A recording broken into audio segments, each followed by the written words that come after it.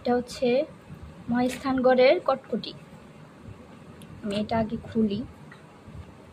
পেজের নাম হচ্ছে যে ন্যাচারাল ই।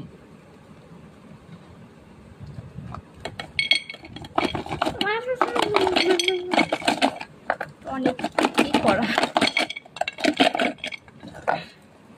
এরকম ছিল কটকটিগুলো দেখতে। দেখি একটু টেস্ট করলে। এইখানে আমার ছেলে টেস্ট করে দেখবে বলতেছে, নাও। হ্যাঁ মজা ছিল, আমরাও খেয়েছি। এই যে এরকম ছিল ভিতরে, এরকম। এই দেখো কি, এই দেখো গাইস দেখি একটা। এখন আমি আর একটা খুলে দেখাবো। এটা হচ্ছে নারিকেলের কাঁচা গোল্লা।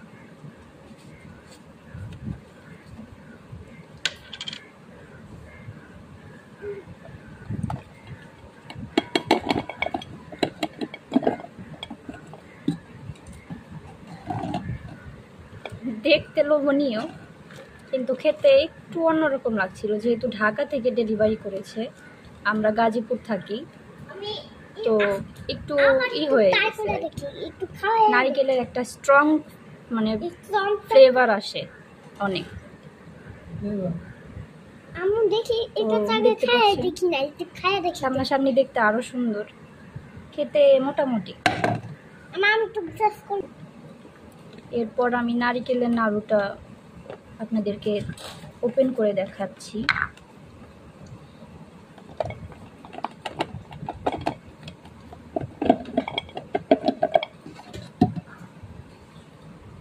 দেখতে পাচ্ছেন নারিকেলের নাড়ু। এখানে ওরা 20 পিস কি 25 পিস এরকম করে দিচ্ছে হয়তো, ওখানে সব ডিটেলস লেখা আছে ওদের পেজে। তো এটাও খেতে ভালোই, কিন্তু নারিকেলের একটা স্ট্রং ফ্লেভার আছে আর কি, খেতে ভালো।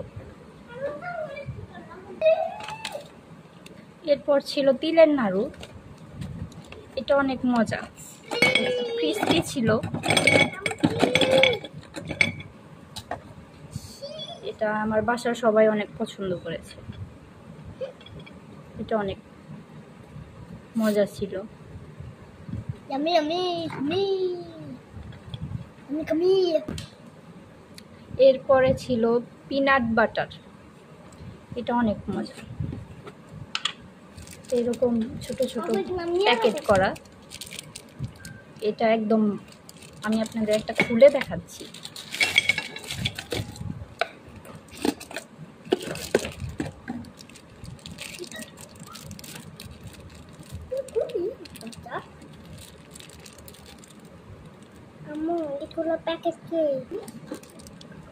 তো এটা পুরো একদম বাদামে ভরা, ক্রিস্পি। সবগুলো এরকম প্যাকেট করা থাকবে।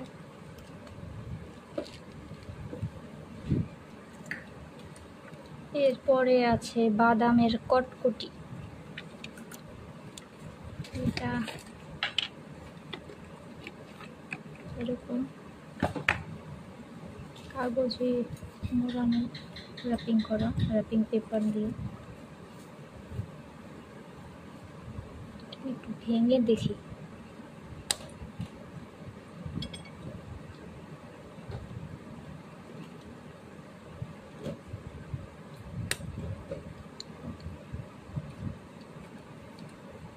এটাও ভালো ছিল।